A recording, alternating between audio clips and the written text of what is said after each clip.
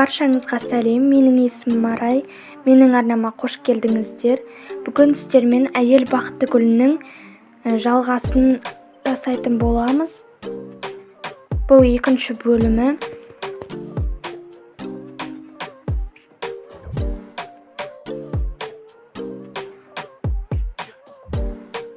Гүлдерінің жасалу барысы, керекті заттар барлығы бірінші бөлімде айтылған.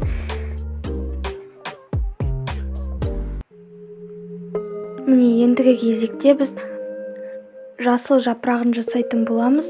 Бұл техника осы әйел бақытының гүліне өте ұқсас болып келеді. Жапырағын сәл гүлінен дәу етіп жасайтын боламыз.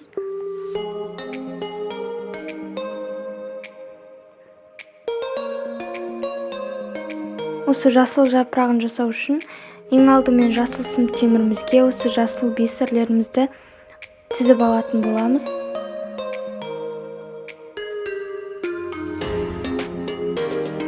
Міне осылай тізіп аламыз.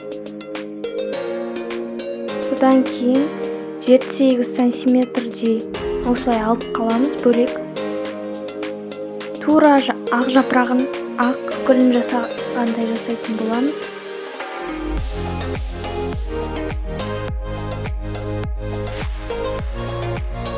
Осылай 16-17 бисерден тізіп жапырағын жасайтын боламыз.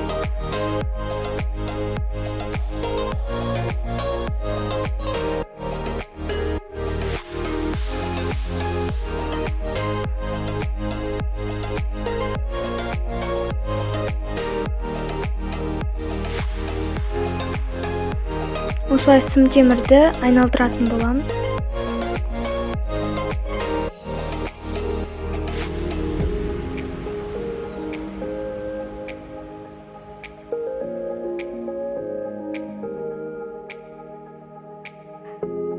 Осылай сым темірімізге ортасындағы сым темірмен айналдырып отыратын боламыз. Тура ақ гүлімізді жасағандай жасайтын боламыз.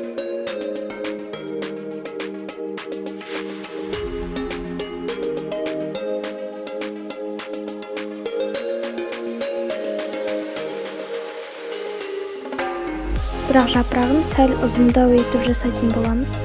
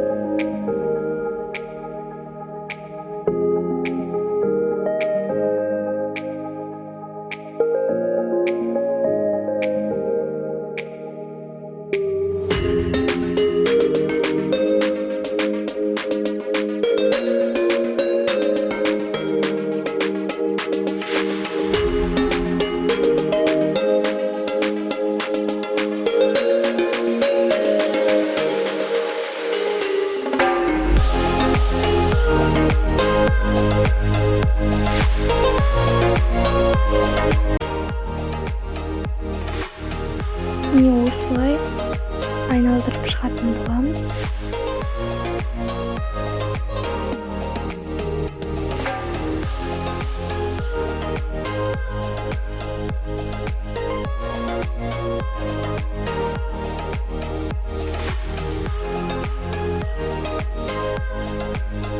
Міне біздің жапырағымыз дайын болды. Мен осы жапырақты 9 қатардан жасадым.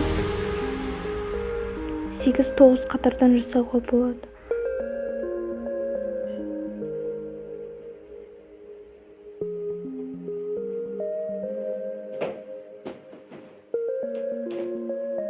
Ендігі кезекте түбін қиып тастаймыз, сым темірін. Бәрін қиып тастамаймыз, шетінен ғана қиямыз. Содан кейін түбіндегі сым темірлерін дәл осылай бір-бірінен айналдырып шығатын боламыз.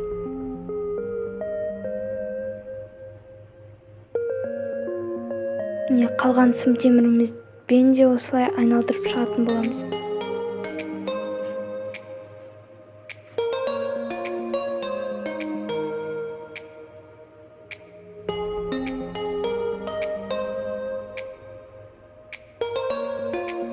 Содан кейін артық сым темірімізді қиып тастаймыз.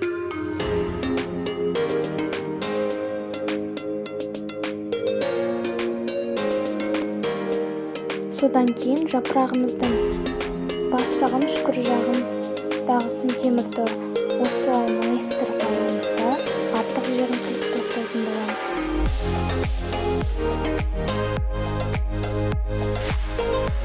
Біздің жапырақтарымыз дайын. Мен осындай жапырақтардан 9 дана жасадым. Сіздер өз қалауларыңыз бойынша жасасаңыздар болады. Ендігі кезекте біз осы ақ гүлімізді қатты сым темірмен айналдырып шығатын боламыз. Біздің жасап жатқан сым темірімізде ол өте жуан болып келеді және де қатты болып. Майысып қалмауы қажет.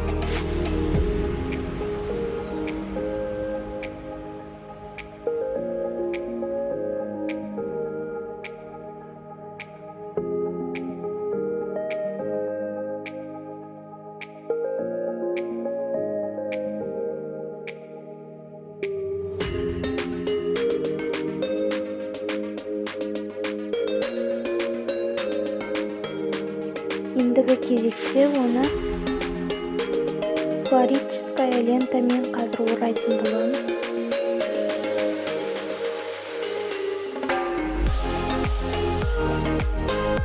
Міне осы флорическая лента тек қана жасыл түсін алатын боламыз. Міне осылай гүліміздің бас жағынан бастап түбіне дейін айналдырып шығамыз.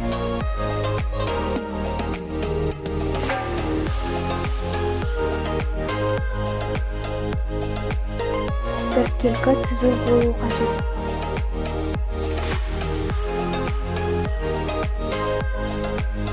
Содан кейін артық жерін қиып тастаймыз. Міне біздің гүліміз дайын. Барлық 8 дана гүлімізді осылай айналдырып шығамыз. Жапырақтарымызды да дәл осылай айналдырып шығатын боламыз. Міне мен барлық гүлдерімді алып осылай сым темірмен орап қойдым. Міне біздің гүлдеріміз дайын. Мен түпкі жағын жіппен және де осы сым темірмен орап шықтым. Одан кейін жапырағымызды да осылай бір-бірінен сым темірмен орап шығатын боламыз. Міне жапырақтарды дәл осылай қойып, жіппен және де сым темірмен осылай айналдырып қойып шығатын боламыз.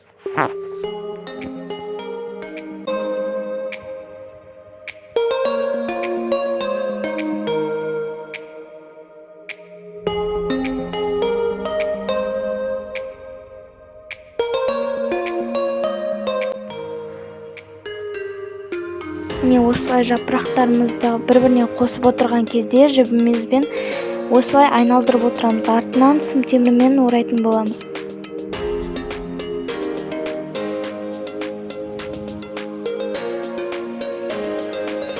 Мен барлық жапырақты дәл осы әдіспен жасадым.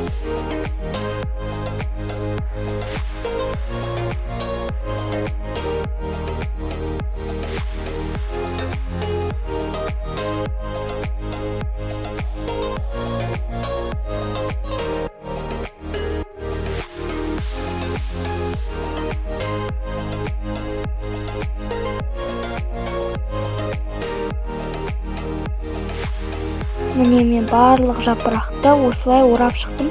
Артынан түп жағын флорическая лентамен орап шықтым. Содан кейін түбіндегі ұзын-ұзын сым темірлерді бұлай майыстырып горшокқа отырғызатын боламыз.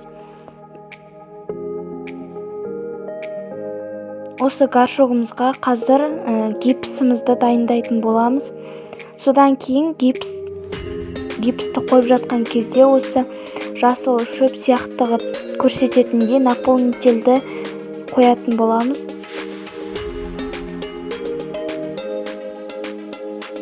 Міне гипсімізді құйғаннан кейін дәл осылай наполнительді салатын боламыз.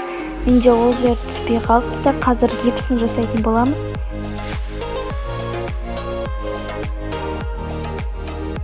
Міне енді ыдысымызға қазір гипсімізді салып, одан кейін су қосатын боламыз. Міне менің гипсім.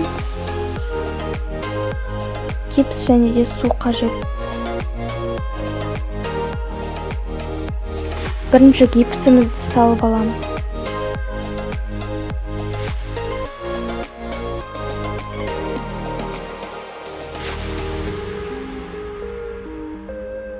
Гипсіміз салып болғаннан кейін су құятын боламыз.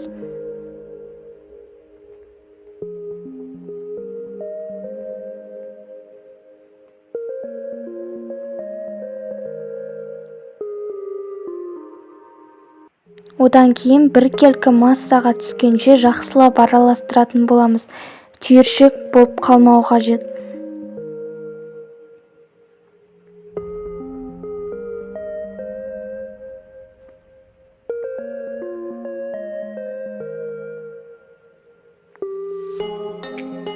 Егер қатты сұйық болып тұрса, тағы да гипс қосатын боламыз.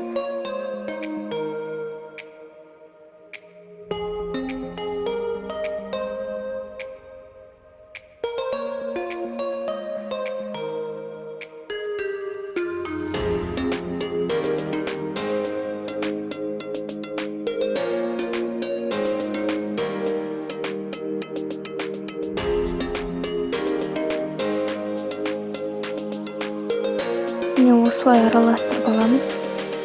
Іртік болып қалмау қажет.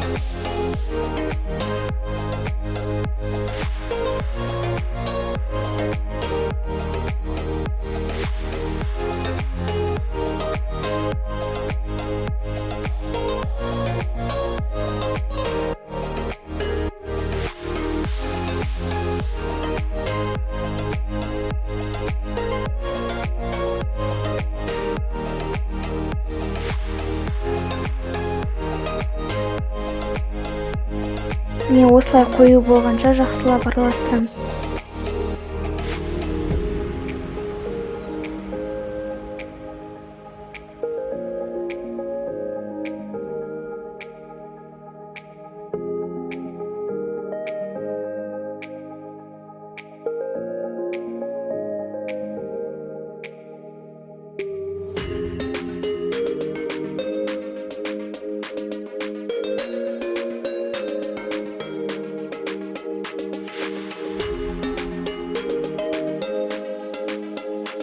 Міне біздің гипсіміз дайын.